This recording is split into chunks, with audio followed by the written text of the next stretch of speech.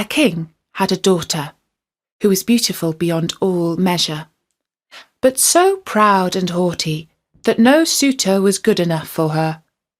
She sent one away after the other and ridiculed them as well. Once the king made a great feast and invited from far and near all the young men likely to marry. They were all marshalled in a row according to their rank and standing. First came the kings, then the grand dukes, then the princes, the earls, the barons, the gentry.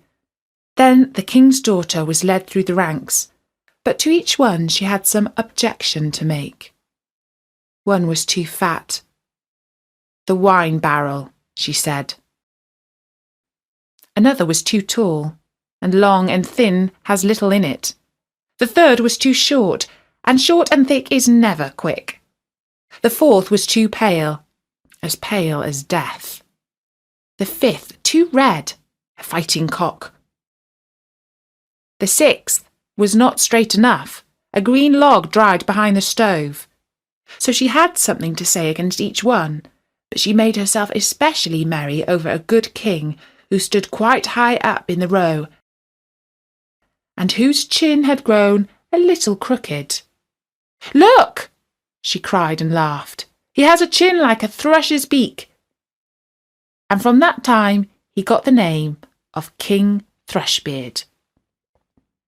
But the old king, when he saw that his daughter did nothing but mock the people and despised all the suitors who were gathered there, was very angry, and swore that she should have for her husband the first beggar that came to his doors. A few days afterwards, a fiddler came and sang beneath the windows, trying to earn a few pennies. When the king heard them, he said, "Let them come up." So the fiddler came in his dirty, ragged clothes, and sang before the king and his daughter. And when he had ended, he asked for a trifling gift. The king said, "Your song has pleased me so well that I will give you my daughter there, to wife." The king's daughter shuddered, but the king said, "I have taken an oath to give to you the very first beggarman, and I will keep it." All she could say was in vain. The priest was brought, and she had to let herself be wedded to the fiddler on the spot. When that was done, the king said, "Now, it is not proper for you, a beggar woman, to stay any longer in my palace. You may just go away with your husband." The beggar man led her out by the hand, and she was obliged to walk away on foot with him. "Ah, unhappy girl that I am, if I had but taken King Thrushbeard!" The fiddler answered, "That is my house and yours, where we shall live together." She had to stoop in order to go in at the low door. "Where are the servants?" said the king's daughter. "What servants?" answered the beggar man. "You must do yourself what you wish to have done. Just make a fire at once and set on water to cook my supper. I'm quite tired." But the king's daughter knew nothing about lighting fires or cooking, and the beggar man had to lend a hand himself to get anything fairly done. When they had finished their scanty meal, they went to bed.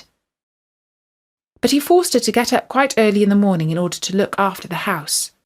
For a few days they lived in this way as well as might be, and came to an end of all their provisions. Then the man said, "Wife, we cannot go any longer eating and drinking here and earning nothing. You must make baskets." He went out, cut some willows, and brought them home. Then she began to make baskets, but the tough willows wounded her delicate hands. "I see that this will not do," said the man. "You had better spin. Perhaps you can do that better." She sat down and tried to spin, but the hard thread soon cut her soft fingers so that the blood ran down. "See," said the man, "you are fit for no sort of work. I have made a bad bargain with you. Now I will try to make a business with pots and earthenware. You must sit in the marketplace and sell the ware." "Alas," thought she, "if any of the people from my father's kingdom come to the market and see me sitting here, selling, how they will mock me." But it was of no use. She had to yield unless she chose to die of hunger.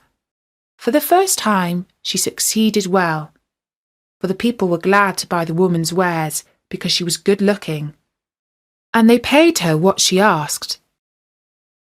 Many even gave her the money and left the pots with her as well, so they lived on what she had earned as long as it lasted. Then the husband brought a lot of new crockery. With this she sat down at the corner of the marketplace and set it out around her ready for sale.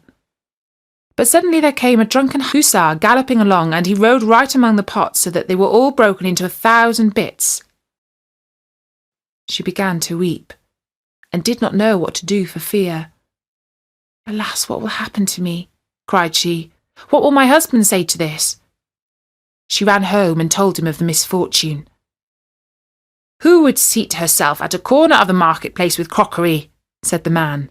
"Leave off crying. I see very well that you cannot do any ordinary work, so I have been to our king's palace and have asked whether they cannot find a place for a kitchen maid, and they have promised me to take you.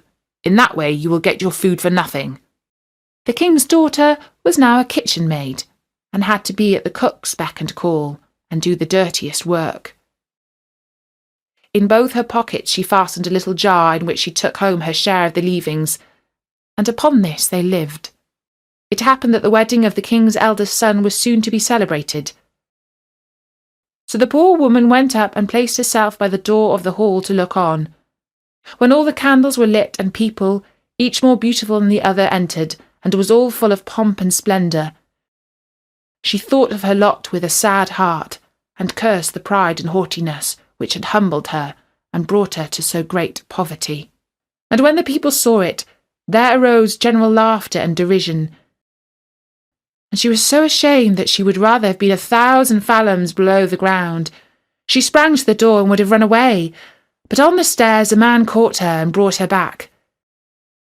Then she wept bitterly and said, "I have done great wrong, and am not worthy to be your wife." But he said, "Be comforted, the evil days are past. Now we will celebrate our wedding." Then the maids-in-waiting came and put her on the most splendid clothing, and her father and his whole court came and wished her happiness in her marriage with the king, Thrushbeard, and the joy now began in earnest. I wish you and I had been there too. Thank you for watching this video. Please like, share and subscribe to the channel to see the latest videos. Thank you.